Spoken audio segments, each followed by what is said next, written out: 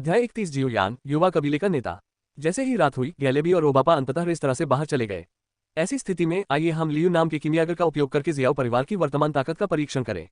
यदि वह जियो परिवार के लिए उपयुक्त नहीं है तो स्वाभाविक रूप से हमें इस पर विचार करने की कोई आवश्यकता नहीं है। इसका मतलब यह है कि वर्तमान जियाओ परिवार निश्चित रूप से हमारे दोनों परिवारों से अधिक शक्तिशाली है। ओबापा ने ठंडी हवा की गहरी सांस ली, उनकी आंखें गंभीर थीं। हाँ, अगर बात सच में ऐसी हो जाए तो वो कमीना जियाओजान वाकई भाग्यशाली है। ऐसे में मैं बस उसके आगे झुक सकता हूँ। गैल्बी ने अपनी आंखें थोड़ी सी सिकोड़ ली, उसकी आंखों में एक भयंकर और अनिच्छुक भाव था। जैसे जैसे आकाश धीरे धीरे काला होता गया, सड़क पर पैदल चलने वालों की संख्या कम होती गई, लेकिन हर घर नारंगी रोशनी से जगमगाने लगा। जैसे जैसे रात गहराती गई, वुतान शहर में हजारों लाइटें जलाई गईं और उत्सव का माहौल बन गया। पैदल चलने वालों की संख्या कम होती देख जियाओ परिवार के बाजार ने लोगों का स्वागत करना बंद कर दिया और एक के बाद एक बंद होते गए। दुनिया चाहे कोई भी हो, नए साल की शुरुआत एक महत्वपूर्ण त्योहार होता है।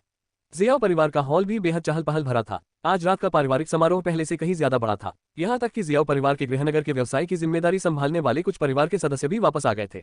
एक क्षण के लिए जियाओ परिवार का हॉल, जिसमें सैकड़ों लोग बैठ सकते थे, थोड़ा भीड़भाड़ वाला लग रहा था। हालांकि आज जियो परिवार के लगभग सभी सदस्य अत्यधिक उत्साह की स्थिति में हैं। ऐसा संभवतः इसलिए है क्योंकि आज जियो परिवार ने जो पैसा कमाया है वह पिछले वर्षों में नए साल के दिन कमाए गए धन से लगभग 10 गुना अधिक है। चचेरे भाई, तुम्हें पता नहीं है, लेकिन जिस बाजार का मैं अकेले प्रबंधन करता हूँ उसने आज लगभग 100,000 स्वर्ण सिक्के कमाए हैं। अतीत में ऐसी स्थिति अकल्पनीय थी। हाँ, हालांकि मेरा व्यवसाय इतना बड़ा चढ़ाकर नहीं बताया गया है, फिर भी मुझे बहुत लाभ हुआ है। प्रथम श्रेणी के अमृत के आकर्षण के कारण हमारे पारिवारिक बाजार में लोगों का प्रवाह लगभग 10 गुना बढ़ गया है। वैसे परिवार ने मुझे जो 300 गोलियां दी थी, उनमें से ज्यादातर मैंने बेच दी हैं। अमृत के बारे में बात करते समय सभी के चेहरे अधिक उत्साहित हो गए और उनकी निगाहें उस युवक पर टिक गईं जो हॉल के बीच में चुपचाप बैठा था, अपने बगल में लड़की के साथ बातें कर रहा था और हंस रहा था। हर कोई यह समझ गया कि आज परिवार में जो बड़े बदलाव आए हैं वे सब उस युवा की वजह से हैं जो 13 साल से भी कम उम्र का है। ऐसी राक्षसी आकृति के साथ जियो परिवार का उत्थान अजेय है। जब सभी लोग बातचीत कर रहे थे, एक शक्तिशाली आवाज पूरे हॉल में गूंजी और अंततः सभी के कानों में पड़ी। जियो जान ने एक भव्य और गंभीर वस्त्र पहना हुआ था, जिससे उसका पहले से ही विस्मयकारी चेहरा और भी अधिक श्रेष्ठ लग रहा था। हालांकि यद्यपि वह अत्यंत राजसी था, फिर भी जियो जान का चेहरा आज मुस्कुराहट से भरा हुआ था, जैसे कोई जनरल विजयी होकर लौट रहा हो। आज मेरे जियाओ परिवार के अंतर्गत 8 बाजारों और 23 दुकानों ने कुल मिलाकर 10 लाख से अधिक की कमाई की है। ये हमारे जियाओ परिवार की वुतान शहर में आने के बाद से अब तक की सबसे अधिक नववर्ष की आय है। जियो जान की आवाज सबके कानों में पड़ी, जिससे सबके दिल हिंसक रूप से कांप उठे। 10 लाख की आय के साथ शुद्ध लाभ कम से कम 2 या 3 लाख स्वर्ण सिक्के होना चाहिए। ये धनराशि जियाओ परिवार की पिछले वर्ष की शुद्ध आय है। हम ऐसे परिणाम प्राप्त करने में सक्षम हुए हैं, इसका कारण न केवल मेरे जियाओ परिवार का सम्मिलित प्रयास है, बल्कि इसलिए भी है क्योंकि हमारे जियाओ परिवार ने एक असाधारण छोटे बच्चे को जन्म दिया है। जैसे ही उसने बोलना समाप्त किया, जियो जान की निगाह ने जियो परिवार के सभी लोगों को एक कोने में बैठे काले कपड़े पहने युवक की ओर आकर्षित कर लिया। भाई जियाओयान, आपने हाल ही में अपनी कीमिया से जो हंगामा मचाया है वह काफी बड़ा है। सुन ए, जो जियाओयान के बगल में बैठी थी, अपनी चमकदार आंखों से उसे घूरते हुए हंसने से खुद को रोक नहीं पाए। ओल्ड लिंक के अनुसार 12 साल का एक प्रथम श्रेणी का कीमियागर झोंगझोऊ में भी एक अत्यंत दुर्लभ प्रतिभा है। एक बार जब वह प्रकट होता है तो संभवतः दंता के बूढ़े लोग उसे झपट लेंगे। जब जियोयान ने ऐसी भयानक प्रतिभा प्रदर्शित की तो प्राचीन कबीले के लिंग यंग भी हैरान रह गए। हाँ, बस अपने कौशल का अभ्यास कर रहा हूँ और परिवार के लिए कुछ पैसे कमा रहा हूँ। भीड़ की निगाहों का सामना करते हुए जियोयान अभी भी मंद मंद और शांति से मुस्कुरा रहा था। अपने पिछले जन्म में उसने शर्मिंदगी में अपनी नाक को छुआ होगा, लेकिन इतने सालों तक दुनिया की नजरों में बड़ा आदमी बने रहने के बाद वह लंबे समय से ऐसी विस्मय भरी निगाहों का आदी हो गया था। जिस समय जियो जान और सभी लोग जियोयान की ओर देख रहे थे, उसके बगल में बैठे बड़े बुजुर्ग ने अचानक अपनी आवाज ऊंची कर दी। सभी लोग, मेरा जियो परिवार आज इतना बड़ा मुनाफा कमा पा रहा है, इसका कारण जियोयान ही है। हम में से कई लोगों ने जियाओयान को बड़ा होते देखा है और हम उसके चरित्र से परिचित होंगे। इसके अलावा उनकी योग्यताएं अभूतपूर्व हैं, हमारे जियाओ परिवार में ही नहीं बल्कि पूरे जियामा साम्राज्य में भी। जियोयान के साथ परिवार और भी अधिक समृद्ध और विकसित हो सकता है। वह हमारे जियाओ परिवार का भविष्य है। इसलिए महान बुजुर्ग के रूप में मैं प्रस्ताव करता हूं कि आज से जियाओयान को हमारे जियाओ परिवार का युवा कुल नेता नियुक्त किया जाए। जिस क्षण महान बुजुर्ग की आवाज धीमी हुई, दूसरे बुजुर्ग और तीसरे बुजुर्ग ने तुरंत अपने हाथ ऊपर उठा दिए। दूसरा, मैं इस प्रस्ताव का समर्थन करता हूं। इन 3 बुजुर्गों के बयानों के बाद जियाओ परिवार के वरिष्ठ अधिकारियों ने भी तुरंत अपनी राय व्यक्त की। पूरे हॉल में किसी ने भी असंतोष व्यक्त नहीं किया। मजाक कर रहे हो क्या? अगर भविष्य में जियाओयान को ज्ञान प्राप्त हो गया तो वे उसके गुर्गे बन जाएंगे। अगर वे अभी उसके गुर्गे बनने का मौका छोड़ देंगे तो भविष्य में उन्हें पछताना पड़ेगा। उस समय हॉल में मौजूद सभी जियो कबीले के सदस्य खुशी से झूम उठे। मैं भी। जियोयान, युवा कबीले नेता, युवा कबीले नेता जियोयान, युवा कबीले नेता जियोयान। जियोयू, जो ज्यादा दूर नहीं था, कुछ शब्द कहने से खुद को रोक नहीं सका। जियाओयू, जो एक लड़ाकू बनने के लिए आगे बढ़ चुका है, आज रात के फोकस में से एक होना चाहिए था। हालांकि उसकी उपलब्धियां निस्संदेह आज जियोयान के सामने चमकते चांद के सामने जुगनू की तरह थी और उसकी रोशनी लगभग पूरी तरह से ढकी हुई थी। हालांकि जियाओयू बिल्कुल भी असंतुष्ट नहीं थी। जियाओयान के प्रति उसका अहंकार और पूर्वाग्रह जियाओयान की अद्भुत प्रतिभा के आगे बहुत पहले ही पराजित हो चुका था। इससे भी अधिक, वह अवसर जिसने उसे इतनी आसानी से सफलता प्राप्त करने और एक योद्धा बनने की अनुमति दी, वह जियोयान द्वारा दिया गया था। उस रात के बारे में सोचते हुए जब उसने वास्तव में जियोयान को अपने पैरों के साथ खेलने की अनुमति देने की पहल की थी, जियोयू के गोरे चेहरे पर एक लाली दिखाई दी। युवा कबीले नेता जियोयान सुन ए, जो जियाओयान के बगल में बैठी थी, ने भी अपनी छोटी जेड सफेद मूर्ति को ऊपर उठाया। एक उत्साहित मुस्कान उसके नाजुक होते चेहरे पर छा गई, और जब वह जियाओयान को देख रही थी तो उसकी स्पष्ट आंखें छोटे सितारों की तरह चमक रही थीं। उत्कृष्ट लड़कों की प्रशंसा करना हमेशा आसान होता है, और यह भी नहीं कि वह उत्कृष्ट लड़का आपका प्रिय है। आप लड़की सुन एर की उत्तेजित अभिव्यक्ति को देखते हुए जियोयान उसकी उल्टी हुई छोटी नाक को धीरे से खुजाने से खुद को नहीं रोक सका, और फिर वह सभी की गर्म निगाहों के बीच धीरे से हंस पड़ा। चूंकि सभी ने प्रस्ताव का समर्थन किया है, इसलिए मैं भी इसका समर्थन करूंगा। अध्याय 32 लाल ज्वाला शरीर का रक्त तड़का। इस नववर्ष के भोज के दौरान जियो परिवार के सभी सदस्यों ने सामूहिक रूप से जियोयान की पहचान को युवा मुखिया के रूप में स्वीकार किया। यान ए, कल हमारे परिवार का मुनाफा 330,000 स्वर्ण मुद्राओं जितना था। उनमें से सिर्फ तुम्हारी परिष्कृत गोलियों से ही पूरे 180,000 स्वर्ण मुद्राएं बन गईं। पिछले विभाजन के अनुसार इस स्वर्ण कार्ड में 90,000 स्वर्ण सिक्के जमा किए गए हैं। अगले दिन की सुबह में जियो परिवार अभी भी थोड़ा ठंडा था, और जियोयान ने पहले ही जियोयान को एक उत्तम बैंगनी सोने का कार्ड सौंप दिया था। जियोयान के सुंदर चेहरे को देखकर, जो थोड़ा बचकाना था लेकिन शांत आंखों वाला था, जियोयान अपने दिल में उत्साह की लहर महसूस करने से खुद को रोक नहीं सका। समय की गणना करने पर ऐसा प्रतीत हुआ कि जियोयान को बड़ी संख्या में प्रथम श्रेणी की गोलियों को परिष्कृत करने में केवल 10 दिन से भी कम समय लगा। केवल 10 दिनों की छोटी सी अवधि में औषधीय सामग्री खरीदने की लागत में कटौती करने के बाद जियोयान ने पहले ही परिष्कृत गोलियों के बैच से 180,000 सोने के सिक्के कमा लिए थे, और ये तब था जब गोलियों का बैच पूरी तरह से बेचा नहीं गया था। हालांकि जियोयान ने बताया कि ये गोलियां उसके शिक्षक की मदद से बनाई गई थी, लेकिन यह निर्विवाद है कि फार्मासिस्ट होना वास्तव में एक अत्यंत लाभदायक पेशा है। मैं समझ गया पिताजी। जियोयान ने बिना किसी हिचकिचाहट के बैंगनी सोने का कार्ड ले लिया। हालांकि उसने पैसों के बारे में ज्यादा नहीं सोचा था, लेकिन ये बात नकारने लायक नहीं थी कि वह उस मुकाम पर नहीं था जहां उसे पैसों की जरूरत न हो। इस स्तर पर उनके लिए पैसा अभी भी बहुत मददगार है। हालांकि अगर जियोयान को पता होता कि जियोयान के पास अभी भी याफी के पास रखी लगभग आधी गोलियां हैं, तो मुझे आश्चर्य है कि वह क्या सोचता। आज से मैं हर महीने परिवार के लिए इन 3 प्रकार की दवाओं की 1,000 बोतलें तैयार करूंगा। हो सकता है कि भविष्य में वुतान शहर का बाजार इन गोलियों को खरीदने में सक्षम न हो, इसलिए पिताजी अन्य शहरों में इन्हें बेचने के लिए लोगों की व्यवस्था कर सकते हैं। बैंगनी सोने का कार्ड रिंग में डालते हुए जियोयान धीरे से हंसा। इन्हें हर महीने परिष्कृत करें। जियोयान की बातें सुनने के बाद भले ही जियोयान इन दिनों जियोयान द्वारा लाए गए आश्चर्यों का आदी हो गया था, फिर भी वह काफी उत्साहित था। गोलियों की 3 बोतलों में से प्रत्येक की कीमत 1,000 है। अगर लागत को हटा भी दिया जाए तो भी बाद में होने वाला शुद्ध लाभ संभवतः 2 लाख से ज्यादा होगा। गोलियों से होने वाले ट्रैफिक प्रभाव के अलावा हर महीने लगभग 1 लाख की अतिरिक्त आय भी होगी। यदि अमृत से प्राप्त लाभ का आधा हिस्सा भी जियोयान को दे दिया जाए, तो भी जियो परिवार की मासिक आय पिछले वर्ष के बराबर होगी। पिताजी, पैसा तो आखिर एक बाहरी चीज है। ताकत ही इस दुनिया की सबसे बड़ी गारंटी है। जो पैसा आप कमाते हैं उसमें से कुछ जरूरी खर्चे निकालकर आपको उसका ज्यादातर हिस्सा औषधीय जड़ी बूटियों में लगाना चाहिए। मैं स्वाभाविक रूप से अपने गुरु से कुछ औषधि परिष्कृत करने के लिए कह सकता हूं, जो आपकी साधना की गति बढ़ाने में आपकी सहायता कर सकती है। जियोयान थोड़ा मुस्कुराया, जियोयान के साथ कुछ और बातें की, और फिर जियो परिवार के पीछे वाले पहाड़ की ओर बढ़ने लगा। उसकी राय में वे अभी जो कर रहे हैं वह बस छोटी मोटी लड़ाइयां हैं। वह दिल से जानता है कि जो लोग सचमुच जियाओ परिवार को खतरा पहुंचा सकते हैं, वे अभी भी दूर झोंकझोंक में हैं। इसलिए इस तप साधना को एक क्षण के लिए भी नहीं रोका जा सकता। रात काफी हो चुकी थी और सब सो रहे थे। जियाओयान अभी भी बिस्तर पर नंगा बैठा था, उसके पूरे शरीर पर चोट के निशान थे। उसने लाल रंग की तरल दवा की एक शीशी को थोड़ा थोड़ा करके लगाया, और फिर एक जेब के टुकड़े से उसे अपनी त्वचा पर समान रूप से रगड़ा। जैसे ही लाल रंग का तरल पदार्थ समान रूप से फैला, लोगों को जलन का एहसास हुआ, मानो वे आग की लिपटों में जल रहे हों। हालांकि जियोयान इस दर्द से बिल्कुल भी विचलित नहीं हुआ। पिछले जीवन में जो कठिनाइयां उसे कठिन लगी थीं, वे इस जीवन में हवा के समान थी। ये लाल रंग का औषधीय द्रव, जिसे scarlet flame body tempering blood कहा जाता है, एक चतुर्थ श्रेणी का अमृत था। प्रत्येक बोतल की कीमत हजारों स्वर्ण मुद्राएं थी, लेकिन यह जियाओयान के लिए केवल 3 दिनों के लिए ही पर्याप्त था। जब इसे शरीर पर लगाया जाता है तो मांस में ऐसा दर्द होता है जैसे आग से जलाया जा रहा हो। हालांकि इस दर्द के तहत शरीर लगातार मजबूत हो रहा है, और यहाँ तक कि शरीर में लड़ने की भावना भी इस लगभग जलने वाले प्रभाव के तहत अधिक शुद्ध रूप से परिष्कृत हो जाएगी। अस्थि आत्मा शीत अग्नि की मदद से जियोयान का शरीर और उसके भीतर की लड़ाकू भावना ने समान स्तर के लोगों के बीच अजयता की अवधारणा को पार कर लिया है। यहाँ तक कि अगर वह अपने पिछले जीवन के अनुभव और यादों पर भरोसा नहीं करता और बस अपने वर्तमान मजबूत शरीर और अत्यंत संघनित लड़ाई की भावना पर भरोसा करता, तो वह लड़ने वाले गुरु के नीचे किसी भी मजबूत आदमी से नहीं डरता। लाल रंग का तरल पदार्थ अपने साथ आग से जलने जैसा दर्द लेकर आया, लेकिन शुरुआती ठंडी बसंत ऋतु में युवक शांत रहा और चुपचाप अपने शरीर और लड़ाकू भावना के क्रमिक विकास को महसूस करता रहा।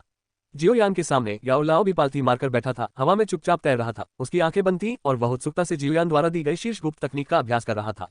अदृश्य और अमूर्त आध्यात्मिक ऊर्जा याओलाओ की ओर आकर्षित हो रही थी, और अंततः हस्ती युग की शीत अग्नि द्वारा परिष्कृत की गई और याओलाओ की कमजोर आत्मा को पुनः भरने के लिए शुद्ध आत्मा शक्ति में परिवर्तित हो गई। दिन प्रतिदिन इस प्रकार के अभ्यास के अंतर्गत याओलाओ का भ्रामक आत्मा शरीर समय के साथ अधिक से अधिक ठोस होता गया और धीरे धीरे एक वास्तविक व्यक्ति जैसा बन गया। आधा महीना ऐसे ही शांति भरे दिन की तरह पलक झपकते ही बीत गया।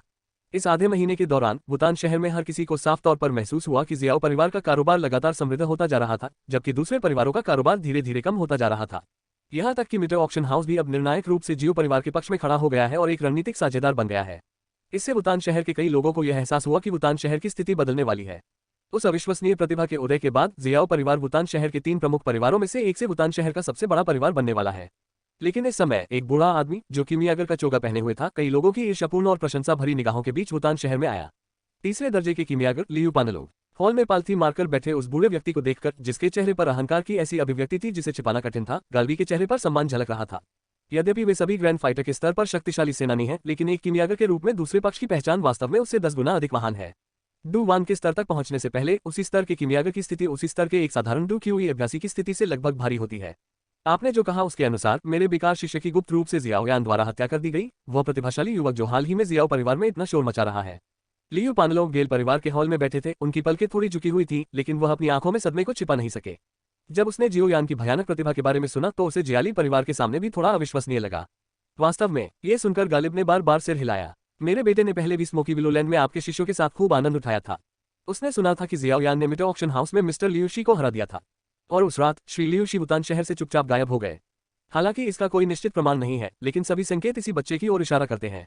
जियालेबी ने यह बात सम्मानपूर्वक कही, लेकिन उसने लियू पानलोग को यह नहीं बताया कि जियो यान का एक शिक्षक था। क्या ऐसा है? ये सुनकर लियू पानलोग ने अपनी आंखें थोड़ी सिकोड़ ली और फुसफुसाए, हालांकि लियूशी मेरा सबसे कम प्रतिभाशाली शिष्य था, वह बिना किसी कारण के गायब हो गया, इसलिए उसे वास्तव में स्पष्टीकरण की आवश्यकता है। उस स्थिति में मैं वास्तव में जियो परिवार के इस प्रतिभाशाली युवक से मिलना चाहता हूँ।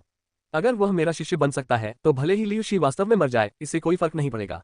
अंतिम वाक्य अभी तक नहीं बोला गया था, लेकिन लियू पानलोग स्पष्ट रूप से गैल्वी के चेहरे पर हल्की खुशी देख सकता था और उसके दिल में थोड़ा व्यंग्य महसूस हुआ। मूर्ख आदमी, तुम्हें नहीं लगता कि मुझ पर हुक्म चलाना इतना आसान है ना?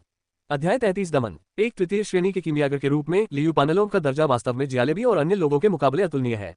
स्वाभाविक रूप से यह असंभव है कि उनके अधीन लियूशी जैसा एक निकम्मा शिष्य ही हो। हालांकि फिर भी ये जानकर कि लियूशी बिना किसी कारण के गायब हो गया, वह बहुत क्रोधित हुआ। आखिरकार लियूशी चाहे कितना भी बेकार क्यों न हो, भविष्य में प्रथम श्रेणी का किमियागर बनना उसके लिए कोई समस्या नहीं होगी। इस प्रकार के शिष्य का अभी भी कुछ मूल्य है। इसलिए गैली परिवार से कुछ समाचार प्राप्त करने के बाद लियू पानलोग जल्दी से वहां पहुंचे ताकि स्पष्टीकरण चाहा जा सके या कुछ नुकसान की भरपाई की जा सके। हालांकि वुतान शहर पहुंचने और जियोयान की स्थिति के बारे में सुनने के बाद उनके विचार तुरंत बदल गए। एक अद्वितीय प्रतिभा जो 12 साल की उम्र में ही किमियागर बन गई, उसकी तुलना में लियूशी कुछ भी नहीं है। यदि मुझे ऐसा शिष्य मिल जाए तो संभवतः मैं भविष्य में उसके साथ मिलकर प्रसिद्धि प्राप्त कर सकूंगा। भले ही जियोयान उसे नीची नजर से देखता हो, फिर भी वह जियोयान को कुछ अधिक शक्तिशाली किमियागरों से मिलवा सकता है, जिससे उसे एक बड़े शख्स और भविष्य के बड़े शख्स दोनों से अनुग्रह प्राप्त हो सकता है। इसकी तुलना में एक की तो बात ही छोड़िए, 8 या 10 लियूशी के मर जाने पर भी उसे डैक नहीं होगा। जहां तक गेल परिवार के मामलों का सवाल है तो उन्होंने कभी भी उन्हें दिल पर नहीं लिया। क्या कमीना है, वो अब भी मुझे बंदूक की तरह इस्तेमाल करना चाहता है। अपना काम पूरा करने के बाद मैं जियाओ परिवार को जियाली परिवार को वुतान शहर से बाहर खदेड़ने दूंगा। हाँ, मास्टर लियू ने व्यक्तिगत रूप से कार्रवाई की। एक साधारण जियो परिवार आपका क्या कर सकता है? लियू पानलोग को सिर हिलाते देख जियाले भी मुस्कुराया और उसे खुश करने के लिए कुछ शब्द कहे, लेकिन उसके दिल में हत्या का इरादा मजबूत हो गया। जब तक लियू पानलोग ये साबित कर सकता है कि जियो परिवार के पीछे कोई चौथी श्रेणी का किमियागर नहीं है, मैं तुरंत जियोयान को सीधे मारने के लिए परिवार की सारी शक्ति जुटा दूंगा। गैल्वी ने मन ही मन उपहास किया। कोई भी प्रतिभाशाली व्यक्ति चाहे कितना भी महान क्यों न हो, वह केवल प्रतिभाशाली ही रहेगा। एक मजबूत व्यक्ति बनने से पहले वह अभी भी कमजोर ही रहेगा। शाम को जियाओयान पहाड़ से लौटा। जैसे ही वह नहा धोकर खाना खाने वाला था, उसकी मुलाकात जियाओ जान के एक बूढ़े नौकर से फिर हुई। मालिक चाहते हैं कि आप आए। बूढ़े नौकर ने जियोयान को एक दुर्लभ गंभीर अभिव्यक्ति के साथ देखा। ओह, इस बार पिताजी मुझसे क्या बात करना चाहते हैं? बूढ़े नौकर की गंभीर अभिव्यक्ति देखकर जियोयान थोड़ा चौंका और गहरी आवाज में पूछा। खैर, कोई गंभीर बात नहीं है, बस एक तीसरी कक्षा का किमियागर अचानक हमारे घर आ धमका। परिवार के मुखिया के अनुसार इस किमियागर और दोस्त में फर्क करना मुश्किल लग रहा है, इसलिए परिवार का मुखिया काफी सतर्क है। बूढ़े नौकर ने एक क्षण सोचा और फिर जल्दी से उत्तर दिया। तीसरे दर्जे का किमियागर। जियोयान एक पल के लिए स्तब्ध रह गया, फिर उसके मुंह के कोने पर एक अजीब सी मुस्कान आ गई। समझ गया, मैं अभी आता हूँ। जिस क्षण जियोयान शांत रास्ते से होते हुए परिवार के हॉल में पहुंचा, उसने एक गंभीर माहौल महसूस किया। हॉल के ऊपर हालांकि जियोजान और कई बुजुर्गों के चेहरे पर मुस्कान थी, लेकिन उनकी भौहें गंभीर भाव दर्शा रही थीं। उनके बगल में एक घमंडी बूढ़ा आदमी गर्म चाय की चुस्की लेते हुए मुस्कुरा रहा था। उसके आलीशान किमियागर के चोगे पर एक दवा की कड़ाही और 3 अर्धचंद्राकार लहरें कड़ाई में बनी थीं। यह आप है? घमंडी बूढ़े आदमी को देखते हुए जियोयान के होंठ एक अगोचर उपहास में बदल गए। पिछले जीवन में ये वह बूढ़ा आदमी था जिसने जियो परिवार की खराब स्थिति का फायदा उठाकर उन्हें लूट लिया था, लेकिन कैलिन ने सिर्फ एक ही चाल में उसे कीचड़ के तालाब में धकेल दिया था। अप्रत्याशित रूप से ये बूढ़ा आदमी इस जीवन में और भी तेजी से आया। जियोयान के आगमन को देखकर जियोजान और अन्य लोग और भी अधिक गंभीर दिखे। इस बूढ़े व्यक्ति के अनुसार वुतान शहर में गायब हुए उसके शिष्य का जियाओयान से कोई रिश्ता जरूर था। हालांकि उन्हें अपने दिल में इस बात पर पूरा यकीन नहीं था, लेकिन जियाओजान और दूसरे लोग इस बात से ज्यादा डरते थे कि यह बूढ़ा व्यक्ति मुसीबत में पड़ जाएगा। क्या आप वही प्रतिभाशाली युवक जियाओयान हैं जो हाल ही में वुतान शहर में इतना शोर मचा रहे हैं? जिस क्षण उसने जियोयान को देखा, लियू पानलोग अब और स्थिर नहीं बैठ सका। क्योंकि जब उसकी आत्मा की शक्ति उस पर छा गई तो वह स्पष्ट रूप से जियाओयान की अतुलनीय ठोस आत्मा शक्ति को महसूस कर सका, जो सामान्य लोगों की तुलना में कहीं अधिक थी। इतनी कम उम्र में ही उसके पास इतनी आध्यात्मिक शक्ति है। उसका भविष्य असीम है। लियू पानलोग बहुत खुश था, लेकिन लोगों को दया और बल दोनों से नियंत्रित करने की अपनी सामान्य विधि के आधार पर उसने फिर भी जियोयान को पहले चेतावनी देने और फिर उस पर एक एहसान करने की योजना बनाई। केवल इसी तरह से ये दुष्ट प्रतिभा अपनी दयालुता को दृढ़ता से याद रख सकती है। बिल्कुल, लियू पानलोग की कृपालु जांच करने वाली नजर को देखकर जियोयान की आंखों में एक अजीब सी घृणा दिखाई दी। आधे साल पहले लियूशी नाम का मेरा एक शिष्य वुतान शहर में अचानक गायब हो गया था। मेरी जानकारी के अनुसार ऐसा लगता है कि वह तुमसे संबंधित है, छोटे। लियू पानलोग ने अपनी आंखें थोड़ी सी खोल ली और जियाओयान को तीखी, जांचती हुई निगाह से देखा। मुझे आश्चर्य है कि क्या जियोयान ने वास्तव में मेरे बेकार शिष्य को देखा है। वास्तव में यहाँ तक कि उसे खुद भी विश्वास नहीं हुआ कि लियूशी को उसके सामने वाले युवक ने मार डाला।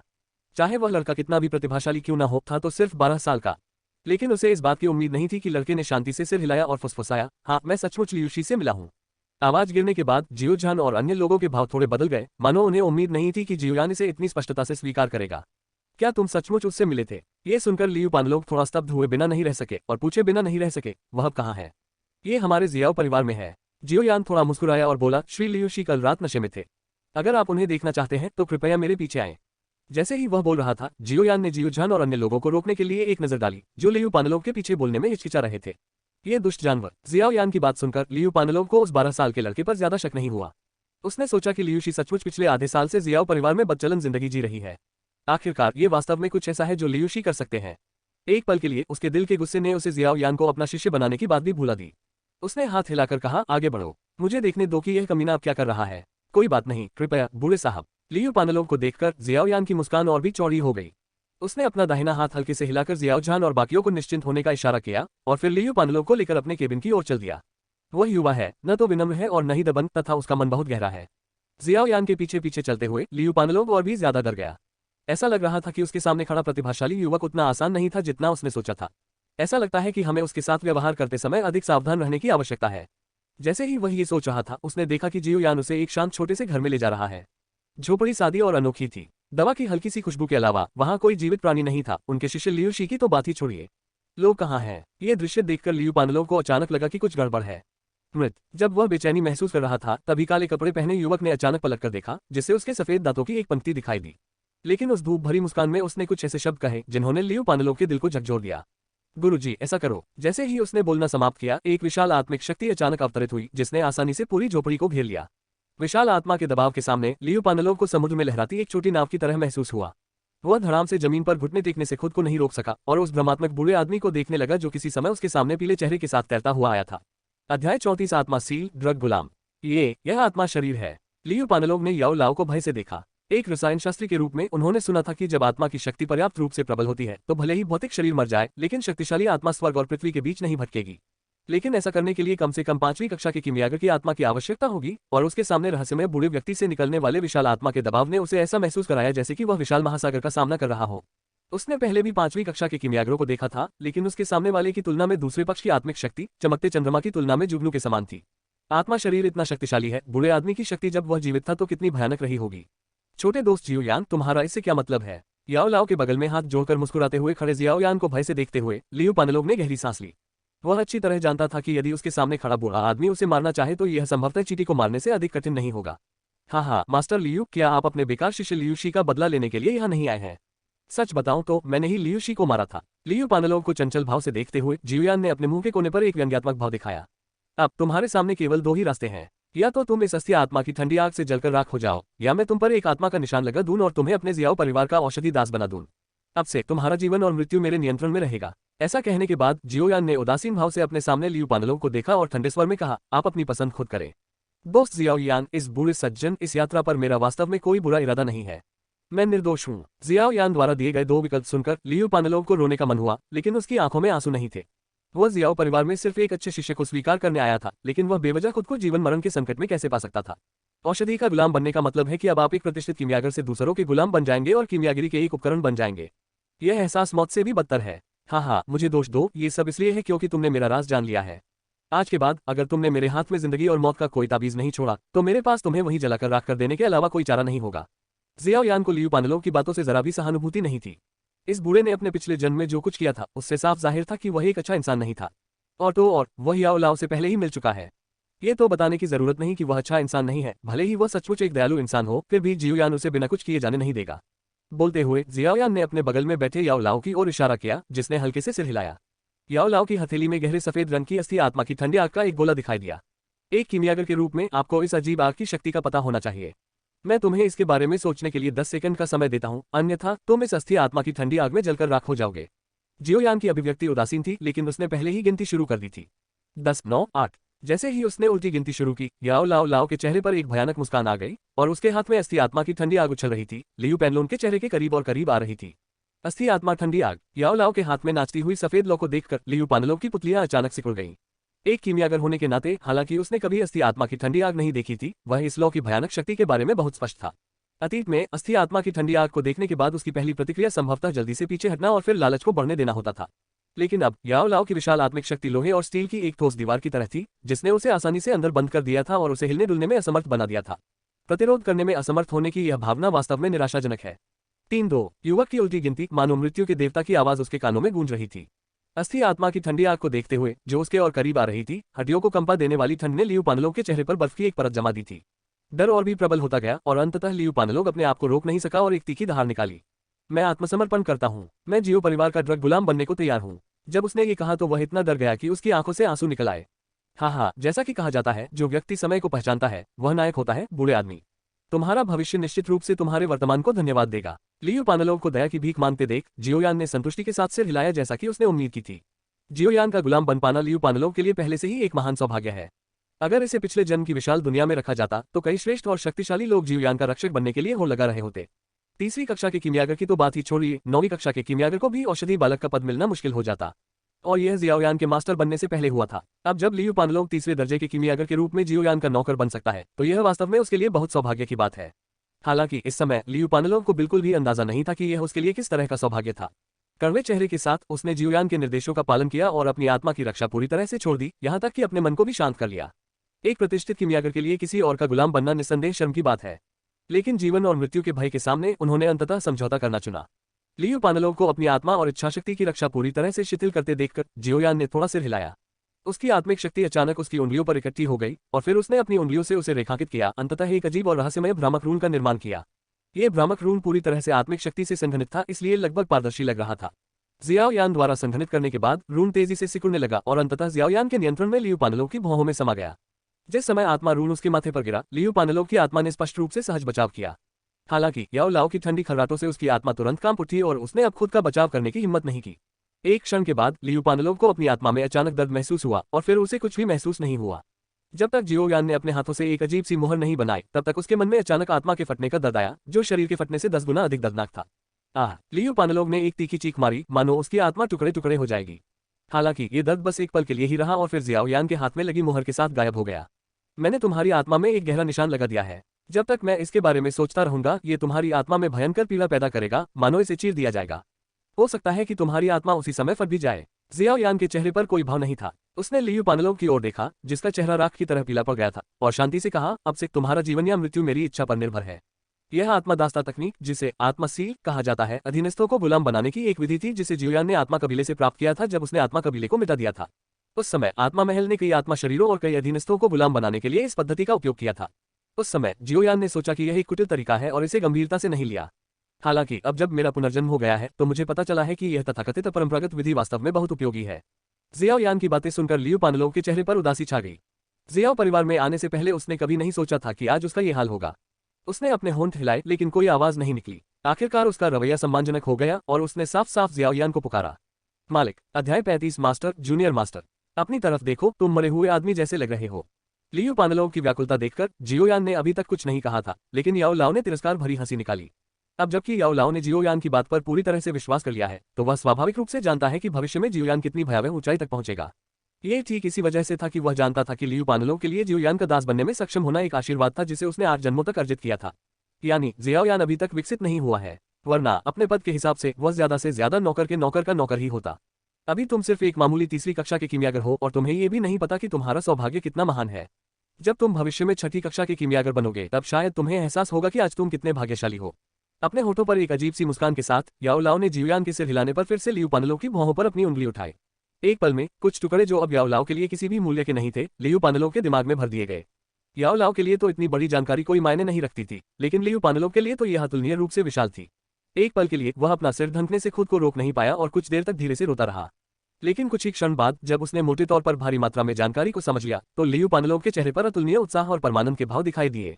ये है। अपने मन में अत्यंत मूल्यवान जानकारी को महसूस करते हुए लियू पानलोव उत्साह से कांप उठे।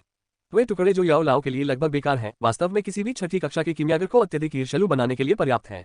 ऐसा अनमोल ज्ञान एक छोटे से तीसरे दर्जे के कीमियागर लियू पानलोव के हाथों में पड़ गया, ठीक वैसे ही जैसे एक गरीब आदमी को अचानक एक खजाना मिल गया हो जो एक देश के बराबर था। चूंकि आप मेरे जियो परिवार के औषधि दास बन गए हैं, इसलिए मैं स्वाभाविक रूप से आपकी कीमिया कौशल को बेहतर बनाने में आपकी मदद करूंगा। जियो यान का चेहरा जरा पीला पड़ गया। सोल कबीले की गुप्त आत्मा मुद्रा का प्रयोग उसकी आत्मा के लिए अभी भी काफी कठिन था, जिसकी तुलना किसी चौथी श्रेणी के कीमियागर से भी नहीं की जा सकती थी। जब तक आप जियो परिवार के लिए कड़ी मेहनत करते रहेंगे, मैं गारंटी देता हूं कि 10 साल के भीतर आप कम से कम 5वीं कक्षा या यहां तक कि छठी कक्षा के कीमियागर बन सकेंगे। एक थप्पड़ मारने के बाद जियोयान ने एक और मीठी डेट फेंकी। हालांकि उसके पास आत्मा की छाप थी और वह आसानी से लियू पानलोव को मार सकता था, फिर भी जियोयान ने उसे कुछ प्रेरणा देने की योजना बनाई। आखिरकार केवल लाभ से ही लोगों की कार्यकुशलता वास्तव में सक्रिय हो सकती है।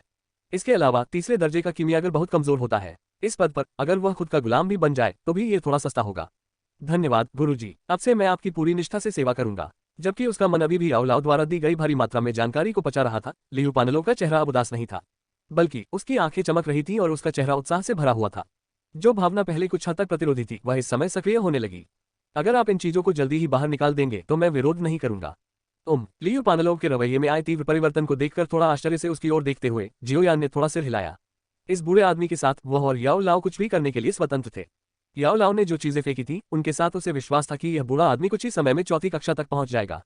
जियाओ परिवार के लिए काम करने वाले एक चौथी कक्षा के कीमियागर के साथ जियाओयान को लगा कि फिलहाल इतना ही काफी है। मास्टर, मुझे कुछ महत्वपूर्ण बताना है। मैं जियो परिवार के पास इसलिए आया हूं क्योंकि जियाली परिवार की कुछ छुपी हुई तरकीबें हैं। जियाले परिवार के मुखिया जियालेबी ने ही मुझे ये खबर दी थी कि लियूशी अपने मालिक से मिल चुका है। मेरे विचार से वह कमीना साफ तौर पर मालिक से निपटने के लिए मेरा इस्तेमाल करना चाहता था।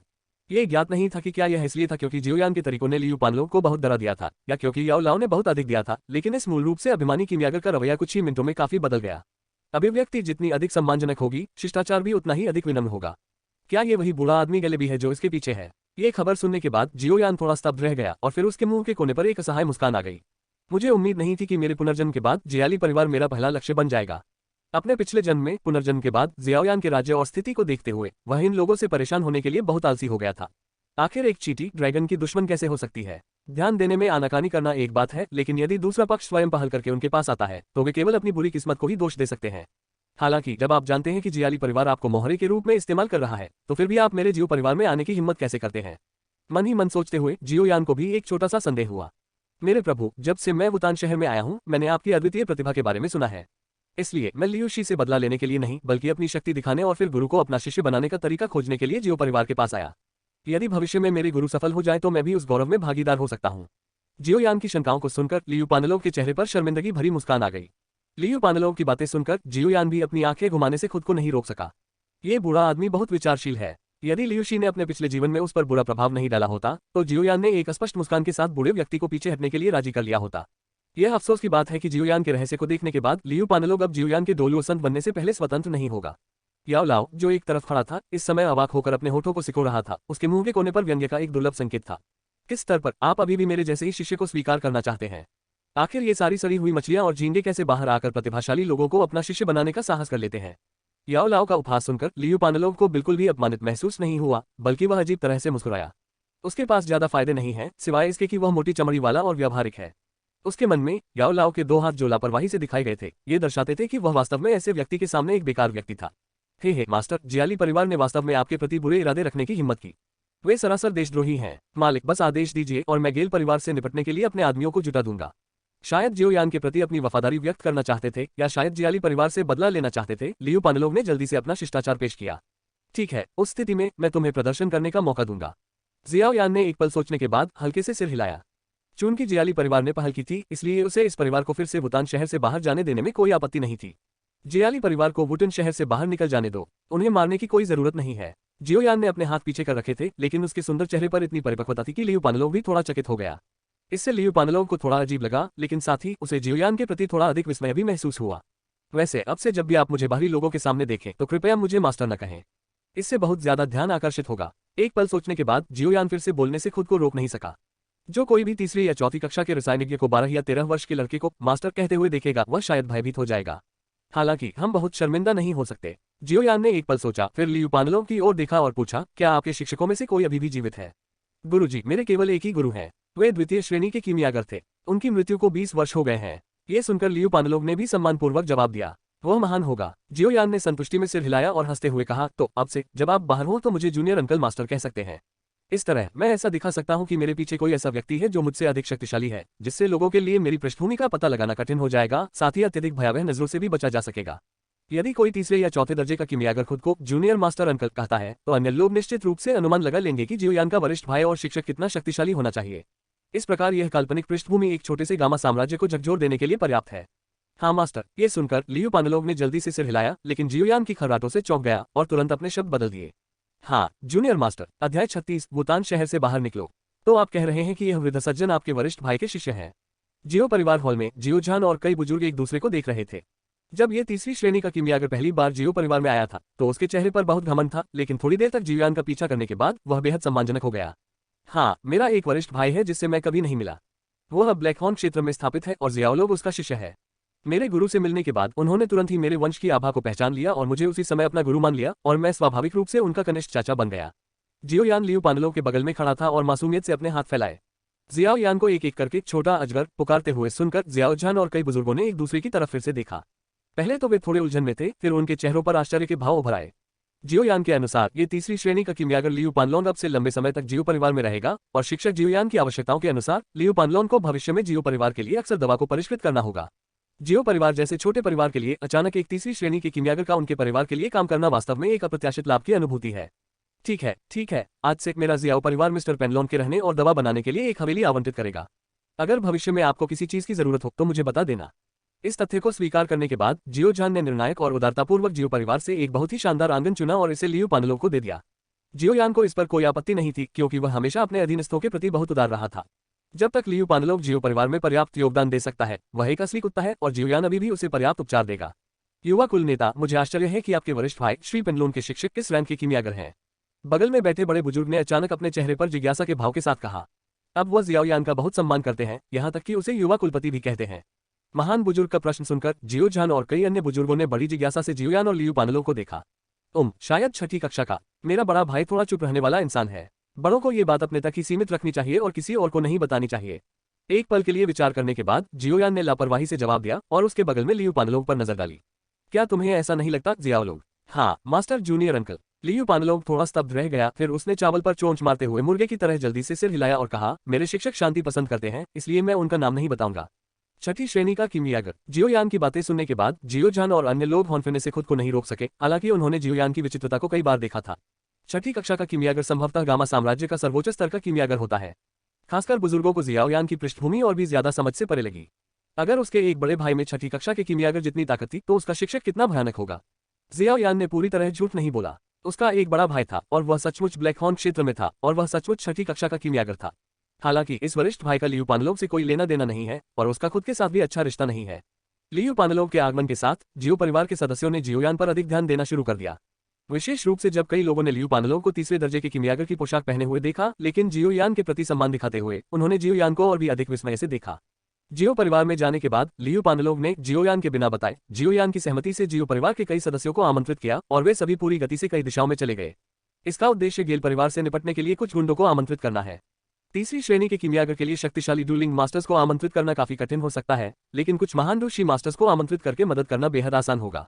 3 दिन बाद, जबकि गैली परिवार अभी भी अचंभित था और उसने अभी तक कोई प्रतिक्रिया नहीं दी थी, लियू पानलोग पहले ही 8 महान लड़ाकू स्वामी लेकर आ चुका था और गैली परिवार पर सीधे हमला कर दिया था।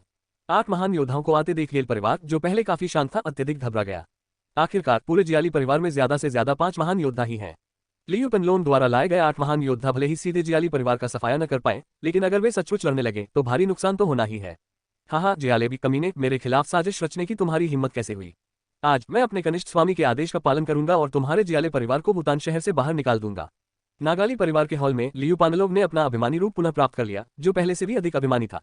वह जियोयान से मिले सारे डर और शर्म को जियाली परिवार पर उतारना चाहता था। जूनियर मास्टर, आपका जूनियर मास्टर कौन है? वह हमारे जियाली परिवार को क्यों निशाना बना रहा है? लियू पानलोव की शत्रुता में अचानक आए परिवर्तन को देखते हुए जियालेबी और परिवार के नेताओं का एक समूह एक ही समय में भयभीत और अनिच्छुक था। यह अकथनीय जूनियर मास्टर कौन है और वह गेल परिवार से क्यों निपटना चाहता है? मेरे कनिष्ठ चाचा स्वाभाविक रूप से जियो परिवार के युवा मास्टर जियो यान है। गैलेबी के भयभीत भाव को देखकर लियू पानलोव के चेहरे पर व्यंग्यात्मक व्यंग्य उभर आया। यदि आप न होते तो मैं कभी नहीं सोच पाता कि जियो परिवार के युवा मास्टर जियो यान वास्तव में मेरे कनिष्ठ चाचा हैं।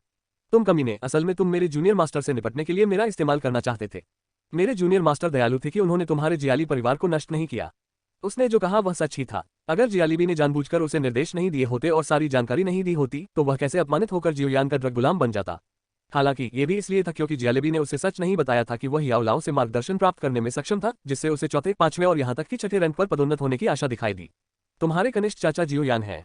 ये सुनने के बाद गैलेबी का चेहरा तुरंत पीला पड़ गया और उसके पीछे गेल परिवार के वरिष्ठ सदस्यों के चेहरे भी पीले पड़ गए।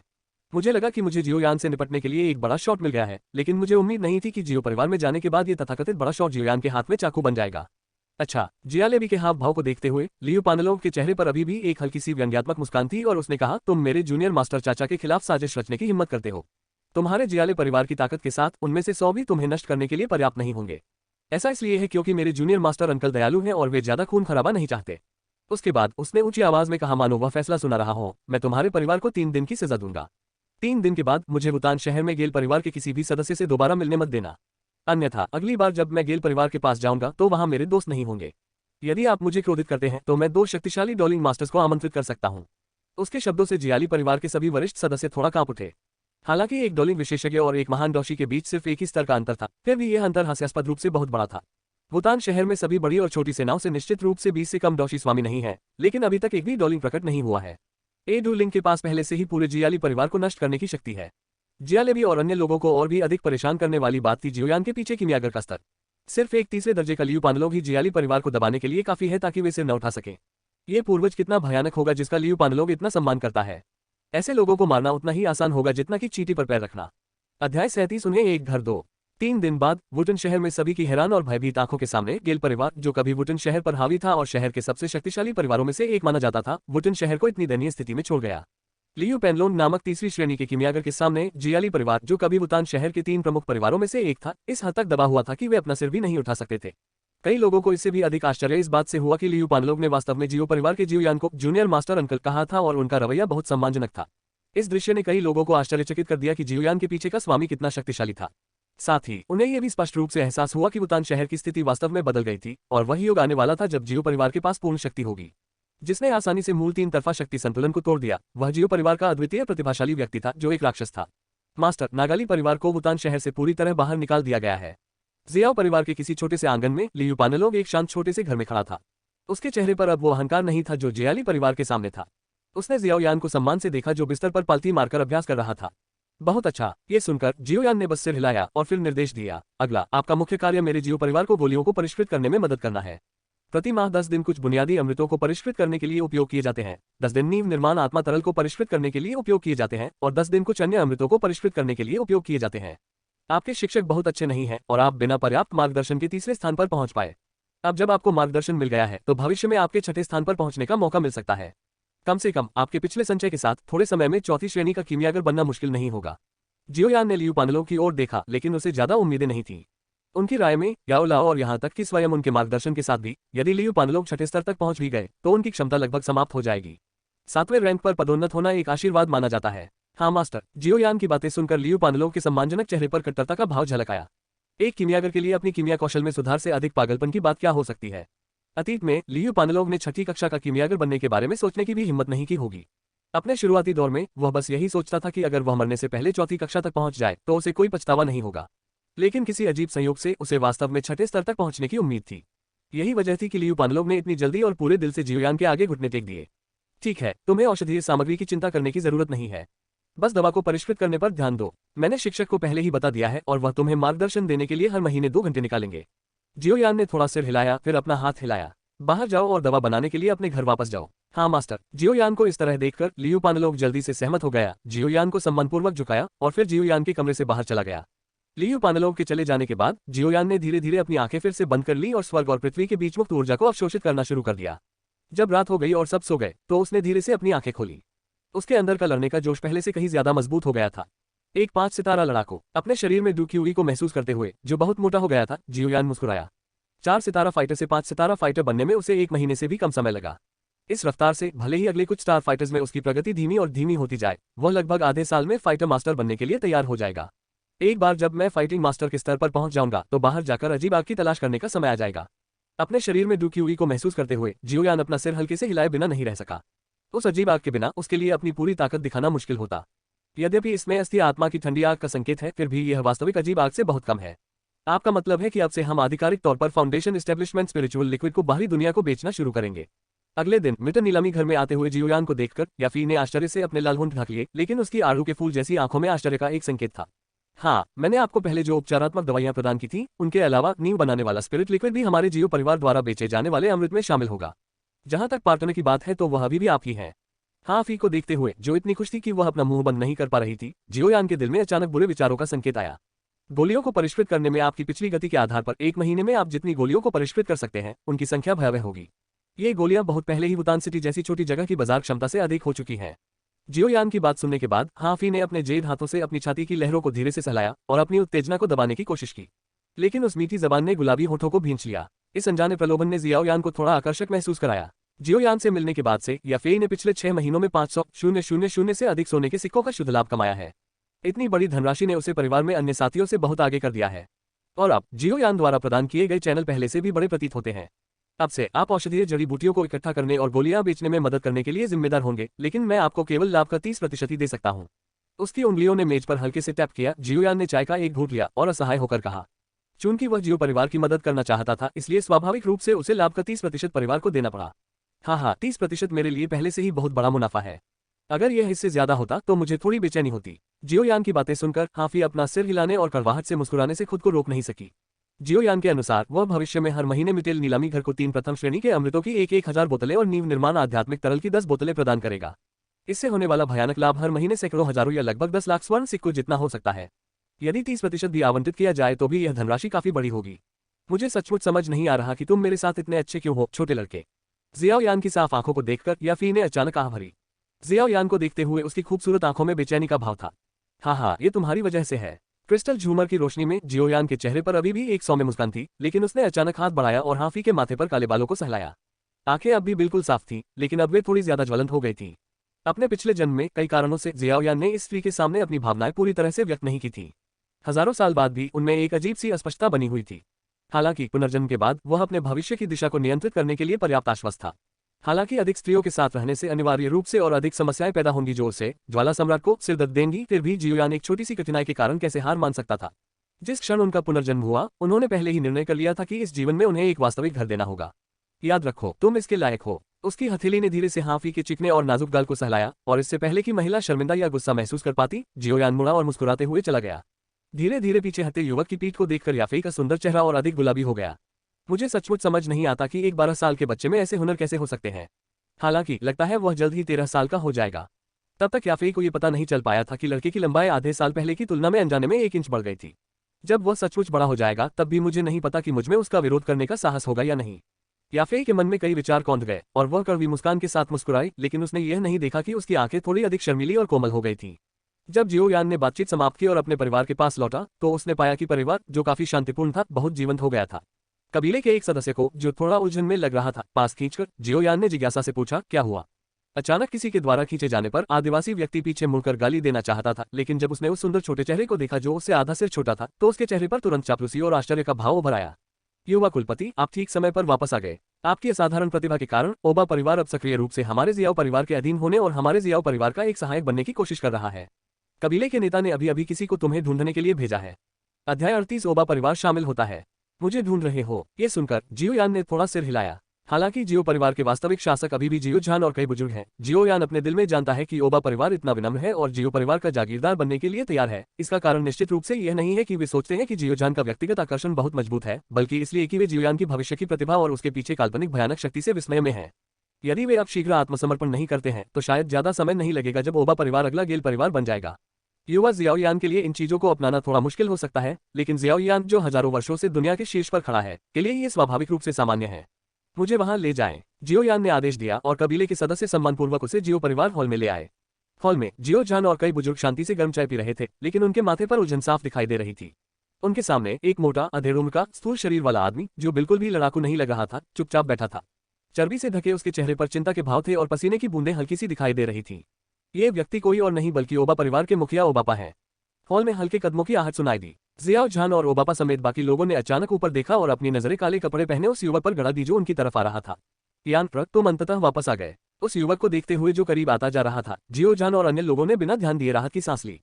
फिर उन्होंने ओबापा की ओर देखा, जिसका शरीर थोड़ा तनावग्रस्त हो गया था, और खुद को पूछने से नहीं रोक सके, यान ओबा परिवार अब हमारे जियाओ परिवार में शामिल होना चाहता है और हमारे जियाओ परिवार का एक सहायक परिवार बनना चाहता है।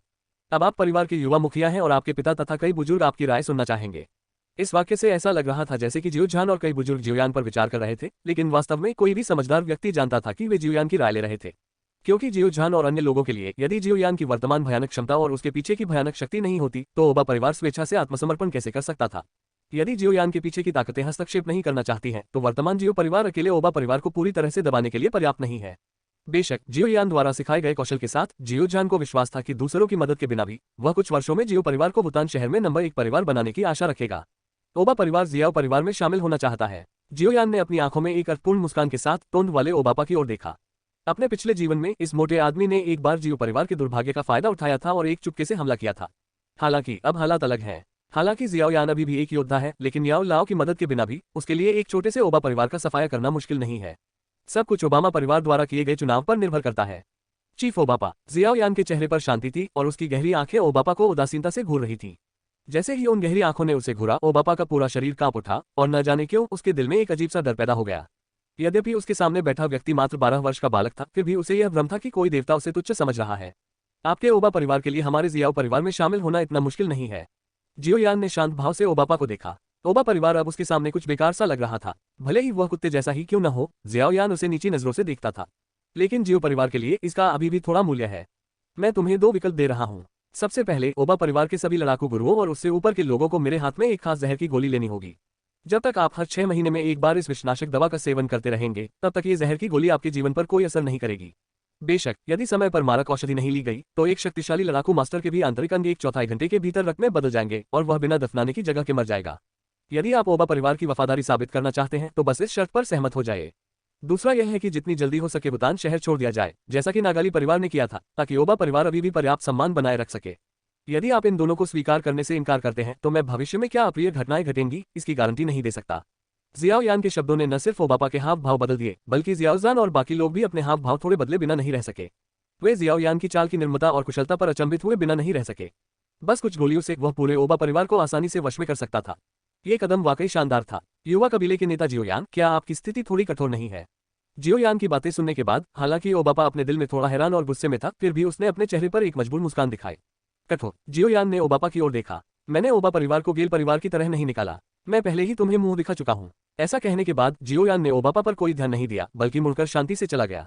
अगर जियाओ परिवार न होता, तो मैं आपके ओबा परिवार को भी नीची नजर से नहीं देखता। मैं तुम्हें इस बारे में सोचने के लिए 2 हफ्ते का समय देता हूँ। मुझे उम्मीद है कि तुम मुझसे गेल परिवार की तरह तुम्हें भगाने के लिए नहीं कहोगे, वरना ये बहुत शर्मनाक होगा। लड़के को धीरे धीरे पीछे जाते देख ओबापा को अचानक जबरदस्त दबाव महसूस हुआ।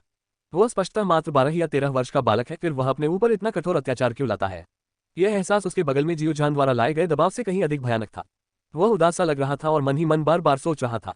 आखिरकार उसने बेबसी से आह भरी जियाओजान को प्रणाम किया और उदास होकर वहां से चला गया। हालांकि जियोयान को आश्चर्य हुआ, केवल 3 दिन बाद ओबापा 4 महान लड़ाकू मास्टर्स और ओबा परिवार के 16 लड़ाकू मास्टर्स के साथ जियो परिवार के पास आया। यहाँ तक कि जियोयान ने भी ओबा परिवार की निर्णायकता पर आश्चर्य व्यक्त किया। पूछने पर मुझे पता चला कि उस दिन ओबापा के जाने के बाद वह परिवार के कई बुजुर्गों को मिट नीलामी घर ले गया और याफेई से पूछने के लिए बहुत पैसा खर्च किया। मुझे नहीं पता कि उस महिला ने ऐसा क्या कहा कि ओबा परिवार इतना निर्णायक बन गया। हालांकि चूंकि दूसरे पक्ष ने ईमानदारी दिखाई, इसलिए जियोयान ने अब और संकोच नहीं किया और तुरंत लियू पानलों को ओबा परिवार के वरिष्ठ सदस्यों को पहले से तैयार किए गए जहर को सौंपने का आदेश दिया। मैंने अपने पिता के हाथों में मारक औषधि रख दी है। अब से तुम्हें बस मेरे पिता के आदेशों का पालन करना होगा। कम से कम उसके पास ज्यादा अधीनस्थ तो थे। जियाओयान के साथ कुछ विनम्र शब्दों का आदान प्रदान करने के बाद उसने जियाओजान और लियू पानलों को काम संभालने दिया। मैं पुनः अभ्यास करने चला गया। हे। ओबा परिवार के इन सदस्यों को देखकर, जिनकी स्थिति भी उनके जैसी ही थी, लियू पानलोव ने कुछ खुशी के साथ मुस्कुराया। अंत में उन्होंने ओबापा के मोटे कंधों को धीरे से थपथपाया और मुस्कुराते हुए कहा, अपने जीवन का सबसे महत्वपूर्ण निर्णय लेने के लिए बधाई। अब से आपका ओबा परिवार समृद्ध होगा। अध्याय 39। ये सम्राट हुनतियान को मारने से भी कठिन है। एक उल्कापिंड वृद्धि। लियू पांडलों की हंसी सुनकर ओबापा और ओबा परिवार के कई वरिष्ठ सदस्यों के चेहरे पर कड़वी मुस्कान आ गई। यद्यपि याफी और लियू पांडलों दोनों ने स्पष्ट रूप से कहा कि जियो परिवार का जागीरदार होना कोई शर्मनाक बात नहीं थी, बल्कि एक उज्जवल भविष्य था। हालांकि किसी और का गुलाम बनना और यहां तक कि अपने जीवन और मृत्यु को दूसरों के द्वारा नियंत्रित करवाना अंततः एक कड़वी बात है। अतीत में वुतान शहर में दो बड़े परिवार थे जो कभी जियाओ परिवार के साथ मिलकर अधिपति थे। एक को आवारा कुत्ते की तरह भगा दिया गया, जबकि दूसरे ने आगे आकर आत्मसमर्पण कर दिया।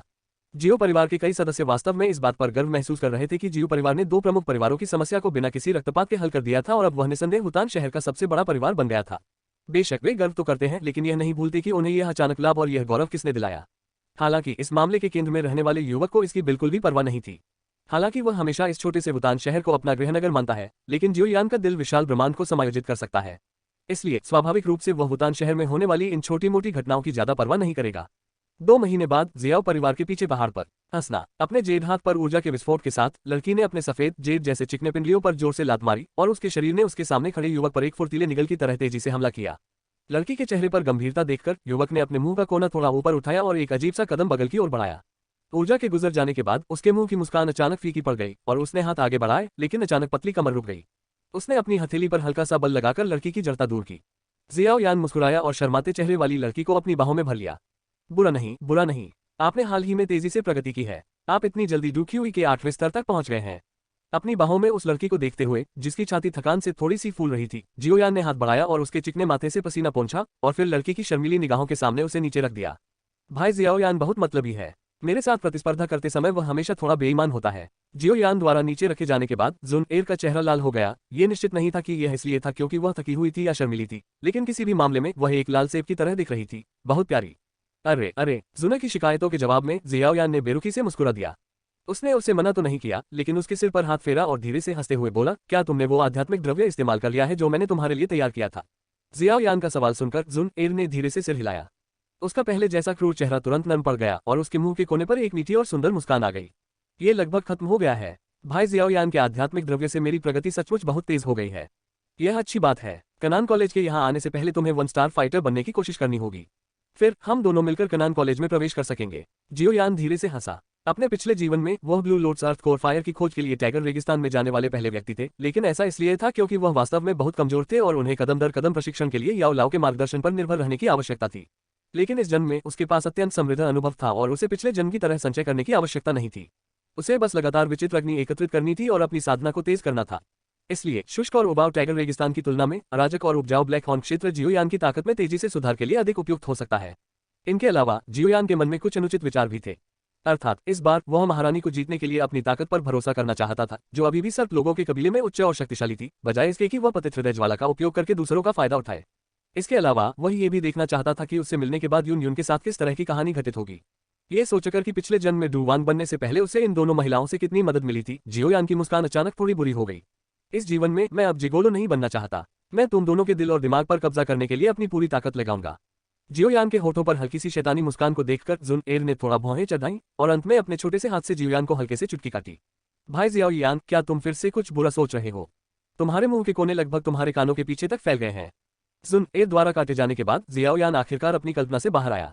उसने गहरी आंखों से जुन एर को देखा और किसी प्रेम प्रसंग में फंसने का एक दुर्लभ एहसास उसकी आंखों में कौंध गया। जुन एर, अगर भविष्य में कुछ अपरिहार्य कारणों से मेरी अन्य महिलाओं के साथ कुछ विशेष बातचीत होती है तो क्या तुम मुझसे नफरत करोगी? उन नम आंखों को घूरते हुए जियो यान ने अचानक ठंडे स्वर में पूछा। किसी दूसरी औरत के साथ? जियो यान की बातें सुनने के बाद जुना एक पल के लिए स्तब्ध रह गई और फिर उसका सुंदर सा चेहरा पीला पड़ गया।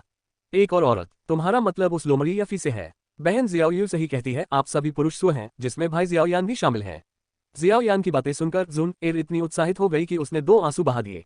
उसका जेड जैसा चेहरा ऐसा लग रहा था जैसे उसके दोनों तरफ मोती लटके हों। हालांकि वह अभी तक बहुत सुंदर नहीं हुई थी, फिर भी वह दयनीय हो चुकी थी। जुन एर, नाराज मत हो, मैं तो बस तुम्हारे साथ मजाक कर रहा था।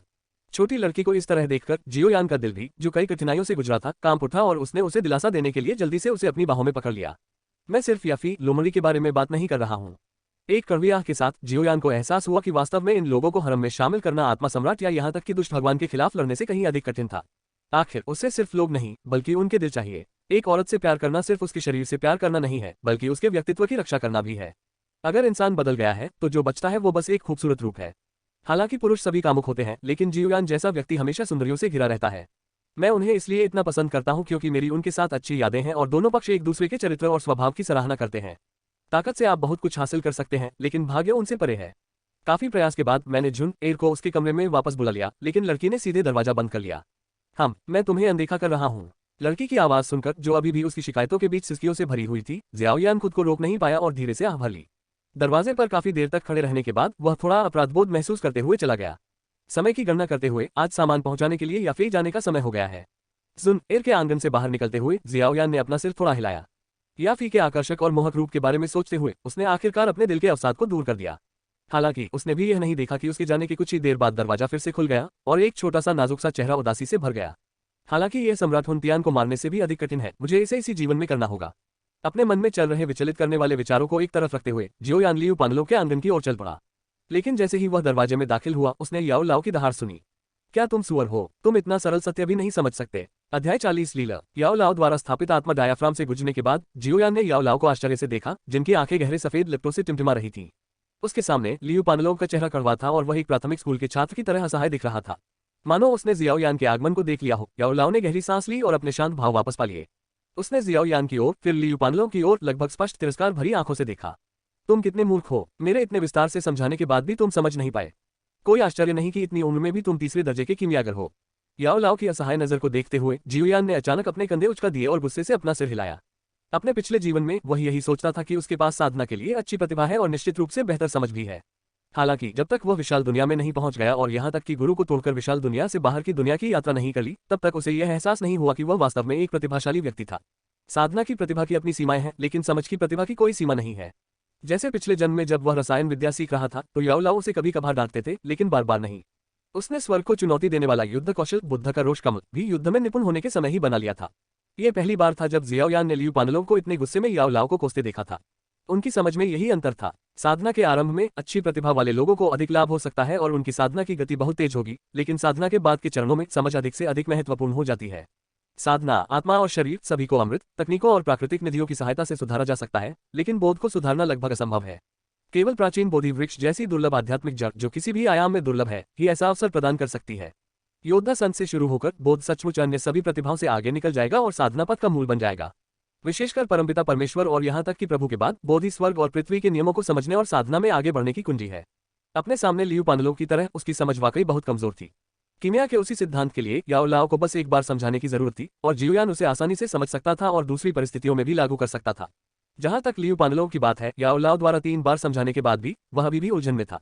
यही उनकी समझ में अंतर है। ये ठीक इसी कारण से था कि जियोयान को लगा कि छठी कक्षा का कीमियागर होना संभवतः लियू पानलोंग की सीमा थी। याओ लाओ और स्वयं उनके मार्गदर्शन के बावजूद उनके लिए 7वीं कक्षा का कीमियागर बनना बहुत कठिन था। कड़ी मेहनत रंग लाती है, जो किसी भी इंसान के लिए बहुत भाग्यशाली बात होती है। जियाओयान को अपनी किस्मत का एहसास तब हुआ जब उसने लंबे समय तक जिंदगी जी और अनगिनत जीवों को इस मुश्किल से निकलने के लिए संघर्ष करते देखा। गुरुजी, आपको इतना गुस्सा होने की जरूरत नहीं है। इस आदमी की समझ ऐसी ही है, आप इसे बदल नहीं सकते। इतना गुस्सा मत कीजिए कि आपकी आत्मा ही क्षतिग्रस्त हो जाए। जियोयान ने थोड़ी देर के लिए याओ लाओ को दिलासा दिया और फिर लियू पानलोंग की कृतज्ञता भरी निगाहों में सिर हिलाया। गुरुजी, मैंने इस महीने के लिए गोलियों का शोधन पूरा कर लिया है। मैंने उन सभी को भंडारण रिंग में रख दिया है। अपने चेहरे पर कृतज्ञता के भाव के साथ लियू पानलोंग ने आज्ञाकारी रूप से जियोयान को एक भंडारण अनुभूति सौंप दी। यद्यपि याओ लाओ द्वारा हर बार मार्गदर्शन दिए जाने पर उसकी कीमिया कौशल में तेजी से सुधार होता था, लेकिन डांट खाने का एहसास वास्तव में अप्रिय था। अपने हाथ में स्टोरेज रिंग को पकड़ते हुए जियोयान ने थोड़ा सिर हिलाया। तुम लोग चलते रहो। जियाओयान ने हाथ हिलाया और लियू पानलोंग के आंगन से बाहर चला गया। कुछ ही देर बाद आंगन में याओ लाओ की आह फिर सुनाई दी। अरे, तुम इतने बेवकूफ क्यों हो? हाथ में रखी अंगूठी से खेलते हुए जियाओयान आराम से सड़क पर चल रहा था। डूबता हुआ सूरज चमक रहा था और उसकी परछाई हल्की सुनहरी सड़क पर लंबी पड़ रही थी। शायद अपने निरंतर कठिन प्रशिक्षण और अपनी शारीरिक क्षमता को उत्तेजित करने के लिए विभिन्न आध्यात्मिक दवाओं के उपयोग के कारण जियोयान की ऊंचाई उसके पिछले जीवन की तुलना में लगभग 1 वर्ष पहले बढ़ गई है। इस आयु के किशोरों की लंबाई अक्सर केवल 6 महीने में ही इतनी तेजी से बढ़ जाती है कि सामान्य लोगों के लिए इसका अंदाजा लगाना मुश्किल होता है। और केवल 2 या 3 महीनों में जियोयान अनजाने में आधा सिर लंबा हो गया। बेशक सिर्फ उसकी ऊंचाई ही इतनी तेजी से नहीं बढ़ी थी, पिछले 2 महीनों में उसकी साधना भी तेजी से विकसित हुई थी। अब वह पहले से ही एक सच्चा 7 सितारा योद्धा था और 8 सितारा योद्धा से ज्यादा दूर नहीं था। पिछले महीने याफेई ने अतिरिक्त औषधीय गोलियां शाही राजधानी और अन्य बड़े शहरों में बेच दी। मुझे आश्चर्य है कि इसका क्या असर होगा। इत्मीनान से एक धुन गुनगुनाते हुए जियोयान मिटर नीलामी घर के कई गार्डों की सम्मानजनक निगाहों के नीचे याफी के कार्यालय की तरफ चला गया, लेकिन उसने देखा कि 2 गार्डों के हाव भाव में कुछ गड़बड़ थी। इससे पहले कि जियोयान कुछ पूछ पाता, उसे कार्यालय से हल्की सी झगड़े की आवाज सुनाई दी। यद्यपि दरवाजे में अच्छी ध्वनिरोधी क्षमता थी और अंदर से आने वाली आवाजें अत्यंत सूक्ष्म थीं, फिर भी जियोयान की भयानक आत्मा की धारणा ने उसे अंदर की आवाजों को बहुत स्पष्ट रूप से सुनने की अनुमति दी। ले वुतान शहर में यह नीलामी घर मैंने पिछले साल भर में कड़ी मेहनत से बनाया है। क्या तुम्हें लगता है कि तुम सिर्फ कुछ बुजुर्गों के सहयोग से यह नीलामी घर हासिल कर सकती हो? ले तुम्हें बड़ों का समर्थन प्राप्त है। क्या तुम्हें लगता है कि मुझ याफी को बड़ों का समर्थन प्राप्त नहीं है? याफेई की आवाज गुस्से से भरी थी, लेकिन अगर आप ध्यान से सुने तो आप अभी भी बेचैनी की झलक सुन सकते थे। जियोयान आसानी से बता सकता था कि वह बहुत आत्मविश्वासी नहीं लग रही थी। हाँ, याफेई, मुझे ये बातें बताने का क्या मतलब है? अगर तुम सचमुच सहमत नहीं हो तो अपने पीछे बैठे उन बूढ़े लोगों को खड़े होकर अपनी बात कहने दो। याफी के सामने से एक बेकाबू हंसी, जिसमें थोड़ी अश्लीलता भी थी, सुनाई दी। बिना ज्यादा हिचकिचाहट के जियोयान ने ऑफिस का दरवाजा धक्का देकर खोल दिया। गेट पर खड़े दो पहरेदारों ने उसकी हरकतों को रोकने की कोई कोशिश नहीं की। जाहिर है वे जियाओ परिवार के युवा मालिक से अच्छी तरह वाकिफ थे और उससे डरते भी थे। वुतान शहर में जियाओ परिवार के युवा मुखिया की प्रतिष्ठा सभी जानते हैं। पिछले कुछ महीनों में वुतान शहर में आए बदलाव जियाओ परिवार के युवा मुखिया की वजह से ही आए हैं। जिस क्षण जियोयान ने दरवाजा खोला, 3 अलग अलग जोड़ी आंखें एक साथ जियोयान की ओर देखने लगी। जियोयान भी चुपचाप अपने सामने खड़े 3 लोगों को देख रहा था। याफी, जो पहले आकर्षक और परिपक्व स्वभाव की थी, अब उसके सुंदर चेहरे पर झुंझलाहट और घृणा के भाव थे। जब उसने जियाओयान को देखा तभी उसकी खूबसूरत आंखों में आश्चर्य और गहरी चिंता की झलक दिखाई दी। याफी के सामने सफेद कपड़े पहने एक युवक बैठा था, जिसका चेहरा थोड़ा पीला था। यह आदमी लगभग उस समय के लियूशी जैसा ही लग रहा था। एक नजर में ही पता चल जाता था कि वह एक कामुक पागल था। शराब और सेक्स के कारण खोखला हो चुके युवक के चेहरे को देखकर जियोयान को उस लड़के की पहचान याद करने में कठिनाई हुई। पिछले जन्म में ले नाम के इस लड़के और उसके दादा को हाई बोडोन ने बुरी तरह पीटा था। इस जन्म में अप्रत्याशित रूप से वह लियूशी की तरह ही जल्दी दरवाजे पर आ गया। लीले के बगल में एक हट्टा कट्टा आदमी खड़ा था, जो किसी गार्ड जैसा दिख रहा था। हालांकि इस हट्टे कट्टे आदमी के चेहरे पर लीले की तरह वासना नहीं थी, लेकिन जब उसने याफी को देखा तो उसकी आंखों में थोड़ी गर्मी दिखाई दी। न केवल फेई इस तरह की निगाहों की आदी थी, बल्कि जियोयान भी इसका आदी था। इससे इनकार नहीं किया जा सकता। यह महिला इतनी आकर्षक और मनमोहक है कि पुरुषों के लिए वह एक प्राकृतिक कामोद्दीपक है। हालांकि आदतें तो आदतें होती हैं। जियाओयान, जिसने इस बार याफी को चुन लिया है, दूसरे मर्दों को अपनी औरत को छूने की हिम्मत नहीं करने देगा। उसकी नजर एक पल के लिए उस हट्टे कट्टे आदमी पर टिकी रही। ये जानने के बाद कि दूसरे पक्ष की ताकत शायद फाइटिंग मास्टर के स्तर की है, जियोयान ने अपनी नजर याफी की ओर घुमाए और एक सौम्य मुस्कान के साथ पूछा, क्या गलत? अध्याय 41 अजीब जियोयान। क्या गलत? जियोयान की कोमल आवाज सुनकर याफी का मूल रूप से चिंतित दिल इस समय तुरंत शांत हो गया। ये वह आवाज थी जिसमें एडम्स एप्पल एडम के सेब जैसी बेचैनी अभी विकसित होनी शुरू हुई थी, और वह आवाज जो अभी भी थोड़ी बचकानी थी, जिसने उसे तुरंत सहज महसूस कराया। उसने एक गहरी सांस ली, धीरे से उस छाती को सहलाया जिससे लीले की आंखें लगभग बाहर निकल आई थी, और फिर उसने जियाओयान से फुसफुसाते हुए कहा, हाँ, परिवार के वे बूढ़े लोग मेरी जगह लेने के लिए इस आदमी को वुतान शहर का व्यवसाय सौंपना चाहते हैं। अंतिम विश्लेषण में इस अवधि के दौरान वुतान सिटी शाखा द्वारा अर्जित धन वास्तव में ईर्ष्यापूर्ण है। साम्राज्य के कई प्रथम श्रेणी के शहरों ने भी इस अवधि के दौरान उतना नहीं कमाया होगा जितना मैंने कमाया है। याफी की बात सुनने के बाद जियोयान ने कुछ समझ के साथ सिर हिलाया। दरअसल पुनर्जन्म के बाद से उसकी विधियां उसके पिछले जन्म की तुलना में बहुत अधिक शक्तिशाली हो गई हैं, इसलिए पिछले 6 महीनों में उसने जो धन कमाया है वह भी बहुत बड़ी राशि है। याफेई को जो पैसा मिला वह शायद 10 लाख के शुद्ध लाभ के बराबर था। ये रकम उसके पिछले जीवन में मिले लाभों से कहीं ज्यादा थी। संपूर्ण गामा साम्राज्य में मिटर परिवार की सभी शाखाओं को देखते हुए शायद केवल गामा राजधानी में मिटर मुख्यालय में ही धन को आकर्षित करने की ऐसी भयानक क्षमता है। इतना बड़ा लाभ वास्तव में आकर्षक है। हालांकि क्या मिटर परिवार के उन मूर्खों को यह नहीं पता कि यह वुटन सिटी शाखा इतना बड़ा मुनाफा कमा सकती है? इसका कारण आप जैसे सक्षम व्यक्ति हैं। क्या उन्हें यह डर नहीं है कि अगर वे आपको इस तरह से बदल देंगे तो उनका कारोबार चौपट हो जाएगा? मित्तल परिवार जैसी शक्तिशाली ताकत के लिए भी 1 मिलियन की वार्षिक आय वाली शाखा संभवतः अत्यंत महत्वपूर्ण है। हाँ, यही तो कारण है कि उन्होंने इस बार लोगों को यहाँ भेजा है। याफी ने घृणा से अपने सामने बैठी ले को देखा। जैसे ही वह अपनी बात समझाने वाली थी, सामने वाले ने उसे बीच में ही रोक दिया। बेटा, तुम यहाँ कहाँ से आए? आपकी हिम्मत कैसे हुई हम मिटर परिवार को मूर्ख कहने की? धीरे से खड़े होकर ले बुरे चेहरे के साथ जियोयान को घूर रहा था। वह पहले से ही थोड़ा दुखी था कि अचानक एक छोटा लड़का आ धमका और उसके ढूंढ में बाधा डाल दी। ये देखकर कि याफी उस लड़के के साथ इतनी अच्छी तरह पेश आ रही है, उसे जियोयान से और भी ज्यादा चिढ़ होने लगी। विशेष रूप से जियोयान को सार्वजनिक रूप से मिटेल परिवार के लोगों को बेवकूफ कहते हुए देखने के बाद वह इसे और अधिक समय तक रोक नहीं सका। क्या जियोयान ने जिन मूर्खों का उल्लेख किया है वे वही लोग नहीं हैं जो वह और उसके दादा थे? ले की आवाज को अनसुना करते हुए जियाओयान शांत रहा। उसने सामने खड़ी याफी को शांति से देखा और धीरे से कहा, उसे अनसुना करो, बस बातें जारी रखो। जियाओयान को इस तरह देखकर याफी का दिल शांत हो गया। उसने अपनी खूबसूरत आड़ू जैसी आंखों से जियाओयान को घूरा और एक रहस्यमयी रोशनी धीरे धीरे टिमटिमा उठी। उन लोगों के समूह के लिए इतने खुले तौर पर मेरी जगह लेना असंभव है, लेकिन उन्होंने ये भी जांच की है और जानते हैं कि वुतान शहर में मेरी तेजी से उन्नति एक कीमियागर के साथ मेरी दोस्ती के कारण है। जब उसने ये कहा तो याफी की खूबसूरत आंखें अचानक उत्साह से चमक उठी। तुम्हें पता नहीं है कि जब मैं कुछ समय पहले शाही राजधानी में फाउंडेशन स्थापना आध्यात्मिक द्रव लाया था तो इसने शाही राजधानी में भी काफी हलचल मचा दी थी। फाउंडेशन स्थापना आध्यात्मिक द्रव की कीमत एक समय में 60,000 स्वर्ण मुद्राओं तक पहुंच गई थी। इसलिए स्वाभाविक रूप से वे लोगों को लुभाने के लिए मेरे पास आए। हाफी, तुम एक बच्चे के साथ इस बारे में क्यों चर्चा कर रही हो? ये बातें जल्द ही पारिवारिक रहस्य बन जाएंगी। हाफी को अचानक जियोयान के सामने मीठी मुस्कान देते देख भले ही वह सिर्फ एक किशोरी थी, ले को अभी भी जलन महसूस हुई। इस महिला ने मेरे सामने कभी भी मुझे इतनी अच्छी नजर से नहीं देखा। जाओ, इस बदमाश को बाहर निकालो। जियोयान को देखते हुए जो हाफी के साथ बात कर रहा था और हंस रहा था, लेईले ने उसके बगल में खड़े हटे कट्टे गार्ड पर नजर डाली, फिर अपना हाथ बढ़ाकर हटे कट्टे आदमी को जियोयान को भगाने का आदेश दिया।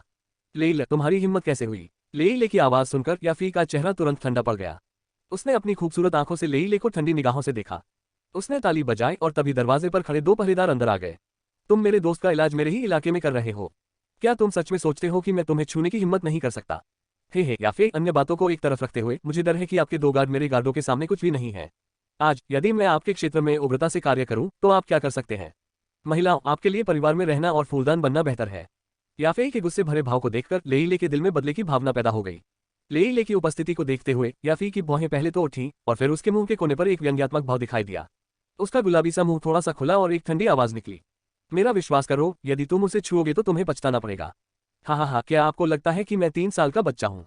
वो तो अभी बच्चा है। अगर मैं उसे छू भी लूं तो क्या कर सकता हूँ? हाफी की चेतावनी सुनकर लेईले दिल खोलकर हंसा और अपने हाथ हिलाकर उस मजबूत आदमी को जियोयान को बाहर निकालने का संकेत दिया। अफसोस, यद्यपि तुम्हारे जैसे निकम्मे लोगों से निपटना शर्मनाक है, फिर भी तुम्हें हमेशा मेरे पास ही क्यों आना पड़ता है? इस तनावपूर्ण माहौल में अचानक युवक की असहाय आवाज गूंजी, लेकिन जियोयान ने धीरे से अपना सिर उठाया और बिना किसी लहर के अपनी गहरी आंखों से लेईले को देखा, जिससे बाद में बेवजह कांप उठा।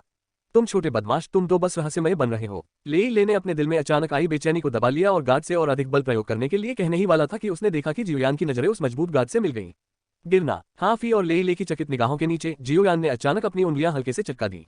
अगले ही क्षण वह हट्टा कट्टा रक्षक, जिसकी साधना 6 सितारा लड़ाकू गुरु के स्तर तक पहुंच गई थी, अचानक चीखा और फिर उसका शरीर अकड़ गया और वह सीधा नीचे गिर पड़ा।